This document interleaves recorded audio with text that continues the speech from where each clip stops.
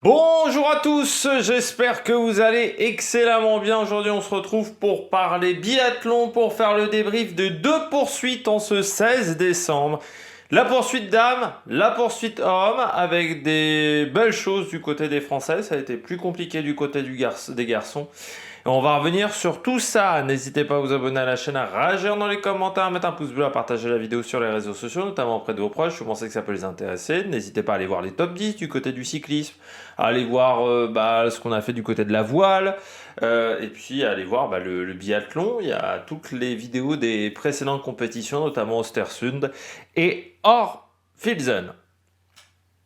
N'hésitez pas à mettre la petite cloche, n'hésitez pas à partager la vidéo si vous pensez que ça peut intéresser vos proches. Si vous avez les moyens que vous voulez soutenir mon travail, vous pouvez faire un Super 5, biathlon également sur TikTok. Et on commence tout de suite avec ce 10 km féminin. Sur cette piste de Lanzarote 2, on avait dit après les sprints que c'était une piste compliquée hier, notamment dans la fameuse descente, le dernier virage, avec des appuis qui étaient difficiles à trouver. Là, on a pu voir un petit peu d'une autre partie de la piste, même si ça manque cruellement de caméra et il faudra régler la mire en 2025 pour les championnats du monde. Ça serait bien de régler la mire dès demain pour la Master, parce que sinon ça va être assez dur à comprendre. Grosso modo, on a 3 plans de caméra différents. C'est-à-dire, on a un plan de caméra sur la zone d'arrivée et zone de départ, un plan de caméra qui est le pas de tir, un plan de caméra au point intermédiaire au bout de 800 mètres de course. Il n'y a pas d'autres caméras quasiment. Donc c'est assez terrible en termes de réalisation.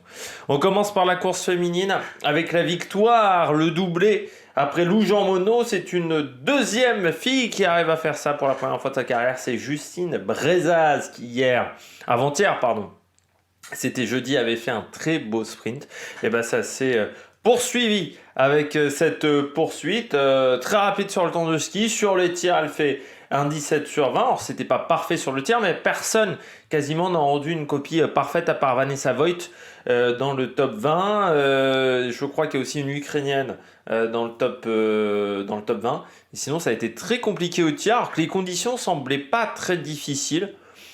Il y avait, je dirais, il y avait 4-5 km/h de vent peut-être à certains moments, mais ça semblait pas compliqué. Et je pense que c'est pour ça que les filles ont tenté pas mal de tirs d'attaque. On a vu pas mal de filles tirer vite, sauf que ça a été compliqué pour certaines. Donc très belle course de Justine Brezas. Peut-être également que l'altitude a joué sur une course à 4 tours, encore plus que sur une course à 2 tours, au niveau de la difficulté à se concentrer, puisque quand l'altitude est là, ça veut dire qu'on a moins d'apport en oxygène, forcément pour la concentration, ça gêne un petit peu, surtout pendant l'effort.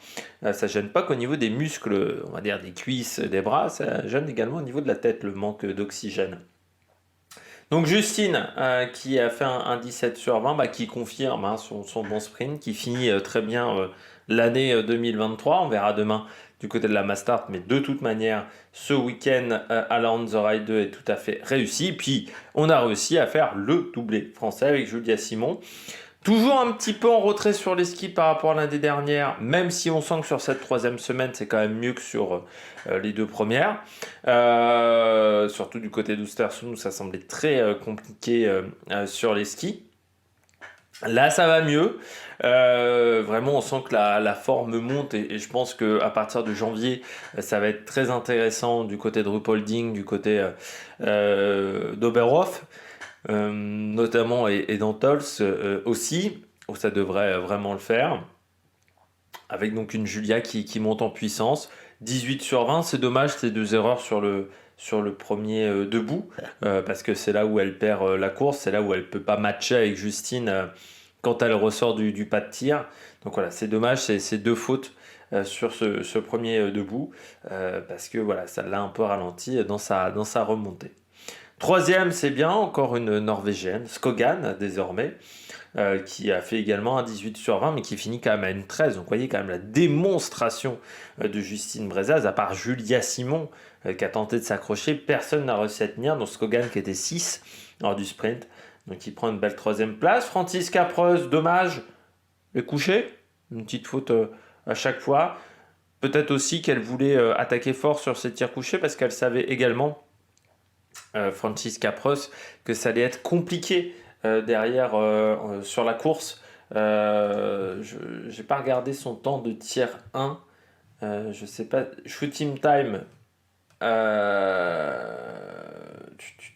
Est-ce qu'elle a tiré? Elle a tiré 14e temps sur le premier tir, donc ce qui est plutôt rapide par rapport aux autres adversaires qui étaient à ce niveau-là. Il n'y a que Knoten, on va dire qu'il est dans le top 10, et Julia Simon qui a tiré plus vite. Et sur le deuxième tir, elle tire Preuss 11e temps, donc comme Justine Brezaz. Donc c'est vraiment. Bon, oui, c'est un tir intéressant en termes de tir d'attaque, mais on voit que des filles ont tiré un petit peu plus vite. Par exemple, Julia a tiré plus vite sur les deux premiers tirs que elle, et Teach également a tiré plus vite. Donc, oui, c'est peut-être plus voilà, une petite erreur peut-être sur voilà, sur la manière d'appréhender ce tir. Cette fois-là, une petite erreur. Elvira Heuberg, 4 fautes. Ça allait un peu mieux sur les skis que sur le sprint. Mais quand même, du côté de la Suède, c'est pas exceptionnel. Et je parle que là, Elvira et Lynn Persson s'en sont plutôt bien sortis. Anna Heuberg, ça a encore été très très difficile. Mais du côté d'Elvira, ouais, le tour de ski est pas catastrophique, mais on l'a déjà vu faire mieux. On sent qu'elle n'est pas encore au maximum, je pense, de ce qu'elle sait faire. Et puis au niveau du tir, bah, elle conserve les erreurs qu'elle avait l'année dernière. Elle n'arrive pas trop à réduire un petit peu ses petites erreurs, donc c'est ça qui est dommageable. Lynn Persson, c'est pas la plus rapide sur les skis, Lynn Persson, mais ça fait.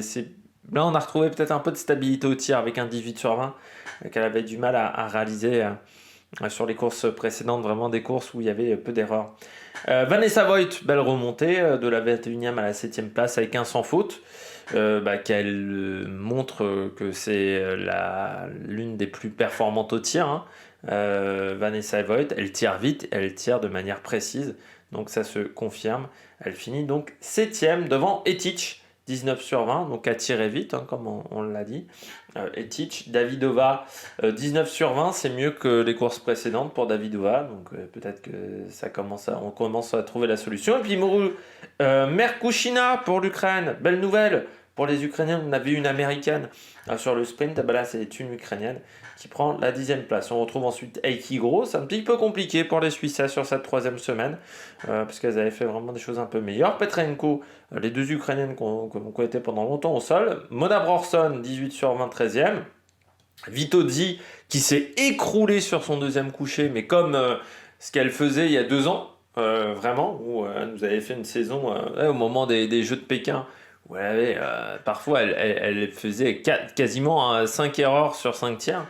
Bah là, j'ai cru que ça allait être la même chose, parce que les 3 premières, elle est bazarde, je crois me rappeler. Et puis Tendrevol, elle, ça a été sur le debout, elle s'est complètement écroulée sur le debout. Elle qui était si bien sur le sprint, qui avait vraiment fait des très bons temps sur le sprint, comme si elle n'avait pas bien récupéré de son sprint. Et puis surtout, sur le debout, là, elle s'est complètement écroulée, donc c'est dommage. Et puis Knoten, 18 sur 20, c'est jeune. Bon, elle partait 20e. Steiner, Zima, Anne Clive, pas une très grande course. On sent elle s'en sort bien sur les sprints, c'est un peu plus compliqué pour le moment sur les courses à 4 tirs. Et puis Bornikova et Irvine Dedra, 18 sur 20, mais on voit que sur le temps de ski, c'était compliqué pour l'américaine. Devant Anna Heuberg, qui partait loin en 29e, qui est remontée 22e, mais avec quand même 5 fautes. Donc c'est pas suffisant pour Anna Heuberg, ça a été compliqué. Chloé Chevalier, belle course de la française. C'est dommage qu'elle partait aussi loin avec la 45e place. Sprint qui avait été compliqué avec un 8 sur 10, pas un énorme temps de ski, et puis surtout ces dernières balles qu'elle avait eu du mal à sortir de la carabine. Eh bien là, elle fait vraiment une course intéressante. Alors on l'a peu vu à l'écran, parce que le réalisateur se concentrait sur les 15 premières, et elle est un petit peu au-delà. Mais elle fait vraiment une belle course avec un 19 sur 20. Kalkenberg, 32e. Sophie Chauveau, trop de fautes. Pourtant, elle était encore dans le coup au niveau des skis. On parlera des temps de ski, des temps de tir. Mais ouais, elle fait encore trop d'erreurs. Et puis Gilon, 3 fautes aujourd'hui. Ça aurait été bien d'en faire une de moins. Elle remonte quand même un petit peu au classement avec la 38e place aujourd'hui. On va parler de Dorothea Virer qui a décidé d'arrêter pour le moment sa saison, d'arrêter les frais du côté de Lanzarote 2. Elle est hors de forme, voilà, tout simplement. C'est vrai qu'elle a été quand même malade, il faut bien le dire. Quasiment 2 fois d'affilée, c'est un peu comme Chloé Chevalier, et elle n'arrive pas à retrouver son niveau pour le moment, donc elle a décidé de partir de Lanzarote 2, de se concentrer pour repartir avec du 109 pour l'année 2024. On devrait la voir quand même du côté de Schalke, hein, normalement, où elle doit faire, parce que je crois que c'était pas Vitozzi qui était prévu à Schalke, du côté de cette exhibition de relais mixte simple dans le stade en Allemagne. On va parler des temps de ski, des temps de tir. Du côté des temps de ski, Lampic est en tête assez largement avec 30 secondes d'avance sur Anna Heuberg et Elvira Heuberg qui sont... Elvira qui est derrière Anna, ça n'arrive pas souvent. 30 secondes et 36 secondes, et on retrouve ensuite Justine Brezaz à 40 secondes. Tomingas, l'Estonienne, intéressante. Alors c'est dommage, elle était bien partie Tomingas en début de course et puis elle s'est écroulée ensuite sur le debout, mais avec un très bon temps de ski. Puis Julia Simon, Sophie Chauveau, 8-9 au niveau des temps de ski. Vanessa Voigt, 13e temps de ski. Tendrevol, 10e temps de ski, mais qui s'est vraiment écroulée sur la fin. Ce serait même intéressant. On va voir le dernier tour. Sur le dernier tour, donc on voit Lampic meilleur temps, Justine est 4e, Julia que je la retrouve, elle a un peu bâché quand même sur la fin, Julia.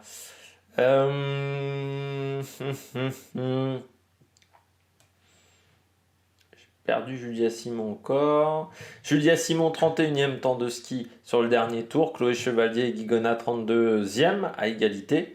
Et je voulais voir Tendrevold parce que pour moi, elle s'est vraiment écroulée sur la fin. Tendrevold a fait 29e temps de ski. Voilà, donc elle s'est vraiment écroulée sur la fin. Sur le tour 5, sur le tour 4 aussi. Tendrevold, ça a été. Elle est 9e temps de ski. Pourtant, elle est un peu mieux. Et on voit que Justine est 5e à ce moment-là. Julia Simon est 10e. Donc on voit que ça a été assez régulier sur les temps de ski, sur les temps de tir. Parce que c'est toujours intéressant de voir le total du shooting time. Alors Passler est meilleur temps. Et du côté des Françaises, Julia Simon est 6e. Elle fait vraiment un gros tir offensif à un moment sur son debout. Le dernier debout, elle fait vraiment un tir rapide. Et je crois me rappeler également sur le coucher. Je ne sais plus si c'est le premier ou le deuxième coucher aussi, elle tire très vite. Justine a fait aussi des tirs très offensifs, notamment son premier tir debout. Elle est 26e, donc ça c'était bien. Et on voit que parmi les derniers temps de tir, on retrouve Gillian Guigona, Sophie Chauveau. Guigona est 47e, 44e pour Chauveau. Et Chloé Chevalier, ça montre qu'elle a fait une belle course, Chloé, parce que elle n'est pas dans les dernières. Alors, enfin, je la retrouve, hein. C'est toujours compliqué, les petits tableaux. Justine, elle est là. Alors, Chloé, ça c'est Sophie Chauveau, ça c'est Guigona. Je ne l'ai pas sur les temps de tir. Je ne la trouve pas, Chloé Chevalier. Donc, je ne peux pas vous dire où elle est parce que je ne la retrouve pas. Voilà, tout simplement. Et comme il n'y a pas de solution pour chercher rapidement, regardez avec la première lettre, je ne la trouve pas. Donc peut-être qu'il y a eu un problème parce que j'ai que 56 temps de tir, mais j'aurais bien voulu avoir le temps de la française. On passe tout de suite aux garçons. Du côté des garçons, ça a été compliqué chez les Français avec des résultats. Enfin, ça a été plus compliqué. Il y a quand même une cérémonie des fleurs, mais on s'attendait à mieux.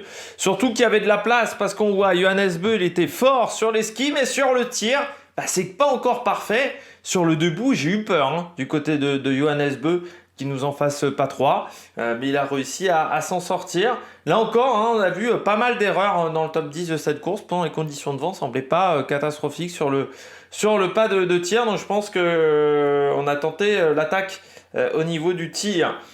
Stromsheim, deuxième, encore une fois les Norvégiens qui sont là dans le top 20.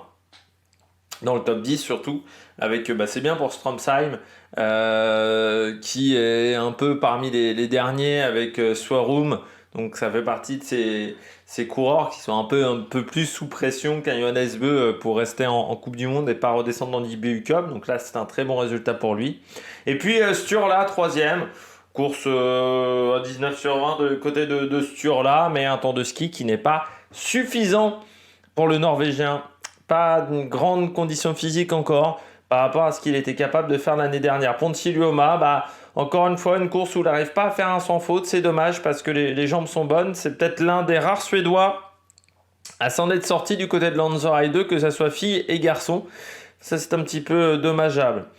Du côté de Johannes Dalle, 17 sur 20, que des fautes sur le debout. Frustrant, je pense, parce que Dalle, sur les skis, ça va vite. Sur le tir, pour le moment, c'est compliqué. C'est un peu comme Sophie Chauveau chez les filles. Voilà, Dalle, alors, un niveau, on va dire, haute, mais c'est vrai que c'est un peu comme Sophie Chauveau, c'est-à-dire il y a pas encore la victoire ou le podium. Enfin, gérer vraiment la victoire, parce que Dalle, je crois qu'il y a déjà un podium cette année, mais il lui manque vraiment cette victoire. Et cette course où il fait un sans faute, voilà, c'est un peu plus compliqué pour lui.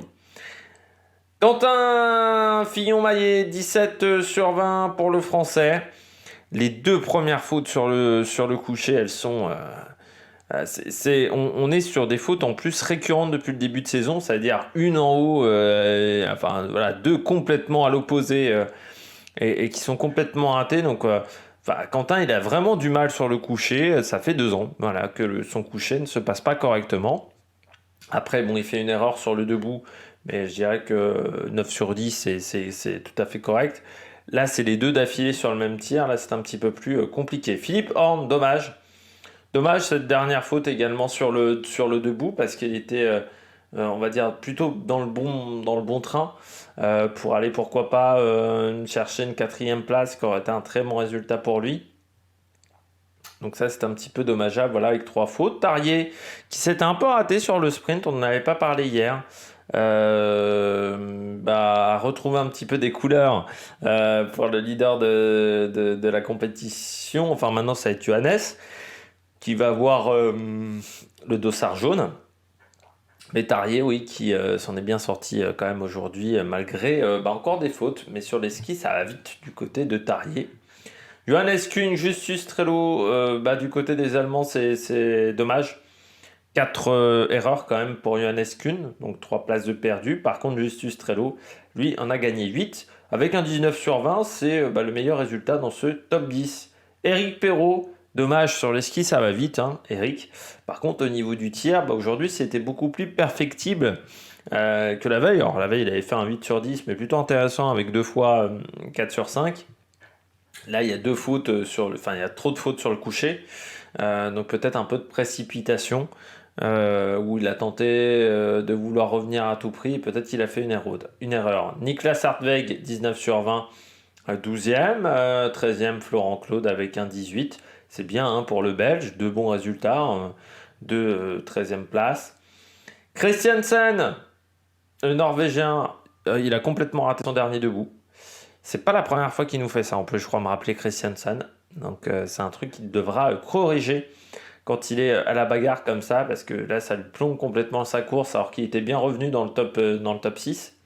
Emilien Jacquelin, 15e, avec un 17 sur 20. Pas mal du côté d'Emilien par rapport à la veille. Bon, encore ces des erreurs là sur le debout qui sont frustrantes, mais bon, de toute manière, il pouvait gagner 1 ou 2 positions. Mais voilà, il a repris quand même 20 places. Donc ça, c'est très intéressant. Ça montre aussi que le temps de ski était bon. Didier Béonas, 16e. Bénédicte Doll, c'est dommage de se raster comme ça. Mais on voit la difficulté que c'est d'enchaîner un sprint et une poursuite. Pardon. Et du côté de Bénédicte Doll, trop de fautes. Hein. Il y a un moment donné, ça fait seulement 13 sur 20. Donc là, c'est un petit peu compliqué. C'est pareil pour Navrat. Un temps de ski qui n'était pas fou et là aussi pas mal de fautes du côté des 2 Allemands. C'est dommage parce que les jambes sont plutôt bonnes, on l'a vu sur le sprint, mais là ils se sont plantés sur le tir, notamment sur le debout. 5 fautes pour Navrat sur le debout, 4 fautes pour Bénédicte Doll, donc ça a été compliqué en fin de course. Giacomel 19e Et puis Pidrouchny, 20e, Lucas Hofer, 18 sur 20, mais il partait 47e, c'est dommage. Pareil pour Stalder, 19 sur 20, mais ça partait très très loin. Komatsu, il faudra aller plus vite sur les skis, parce qu'avec un 19 sur 20 en partant 26e, il ne finit que 25e. Fabien Claude, encore une fois, du côté du tiers, ça ne va pas. Enfin, c'est pas suffisant, mais du côté des skis, c'est mieux. Avec quand même voilà, un 15 sur 20, donc c'est pas suffisant en termes de tir. Et Antonin Guigona, alors sur les skis, ça ne va pas. Et en plus, il fait 16 sur 20, donc il ne peut pas faire des miracles. Aujourd'hui, Antonin, avec un temps de ski qui n'est pas bon. Aujourd'hui, bon, ce qu'on retient du côté des Français, là, c'est encore une course où personne n'est à zéro faute. Et surtout, bah, à chaque fois, la faute de trop, j'ai envie de dire. C'est-à-dire que on s'aperçoit que Quentin, même Eric, bah, avec une faute de moins, il y avait peut-être quelque chose à aller chercher. Quentin, il y avait peut-être, avec une faute de moins, le podium de la grille à aller chercher. Eric, pareil, avec une faute de moins, bah, tu peux peut-être chercher la cérémonie des fleurs. Donc c'est ça qui est frustrant parce qu'on sent qu'on n'est pas loin, on sent que les temps de ski sont bons, on sent qu'on n'est pas loin, mais il manque cette victoire, ce très gros résultat à Eric, il manque aussi ce gros résultat à Quentin, ce podium qui lui donnerait la confiance pour la suite. Et bah, à chaque fois c'est dû au tir. Donc voilà, c'est frustrant du côté de cette course-là. J'en fais pas plus du côté des garçons, on passe tout de suite du côté des temps de ski. Rapidement, pour vous dire que c'est Stromsheim qui a le meilleur temps devant Dalé et Beu. Tarier Beu. Johannes n'a que le. Ouais, il était pas fou sur les skis aujourd'hui, Johannes, parce qu'il est que à 31 secondes. Donc pour du Johannes, c'est vraiment pas top. Il y a même Giacomel qui est devant, il y a Pansilioma. Il est dans les temps d'Eric Perrault, par exemple, qui a fait un très bon temps de ski, hein, Eric, 15 7e. Encore une fois, c'est ça qui est frustrant, parce qu'on voit que le temps de ski est vraiment bon.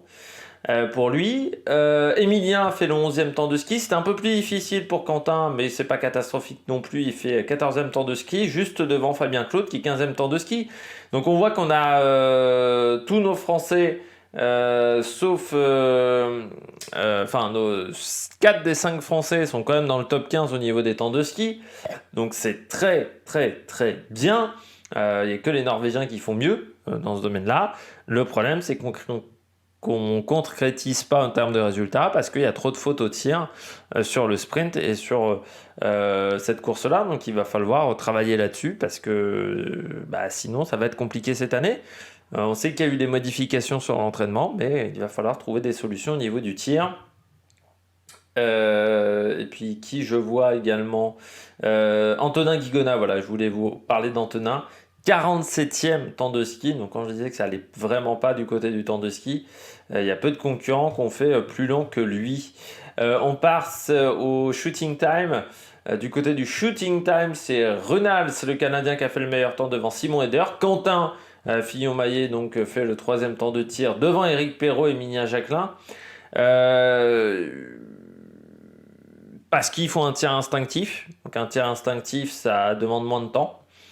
Antonin Guigona est 13e temps de tir, hein. Donc on voit que les Français sur le temps de tir, ça a été du costaud parce que c'est Fabien Claude qui est le plus lent et les 35e quand même. Donc au niveau du temps de tir, ça va vite. On voit beaucoup plus vite que les Norvégiens. Par exemple, le premier Norvégien en temps de tir, c'est Lagrid. Lagrid, il est 19e en temps de tir. Sauf que bah, on a tendance à faire les petites erreurs. Donc il faudrait peut-être qu'on prenne un peu plus notre temps pour aller chercher ensuite des très bons résultats. C'est Didier Buyonas qui a le temps de tir le plus lent.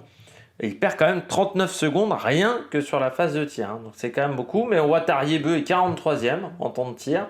Et Johannes Beu est 39e. Donc c'est quand même des concurrents qui perdent 20 secondes. Sur Runal, c'est donc ils perdent 20 secondes, 16 secondes sur un Quentin Fillon-Maillet sur la phase de tir. Donc ça, c'est dommage. Bon, je crois qu'on a fait le tour. N'hésitez pas à vous abonner à la chaîne, à réagir dans les commentaires, à mettre un pouce bleu. On se retrouve demain pour les Mastart. Et puis on fera également le point sur le classement général de la Coupe du Monde demain après 3 épreuves. N'hésitez pas à vous abonner à la chaîne, à réagir dans les commentaires et à mettre un pouce bleu. Allez, ciao ciao.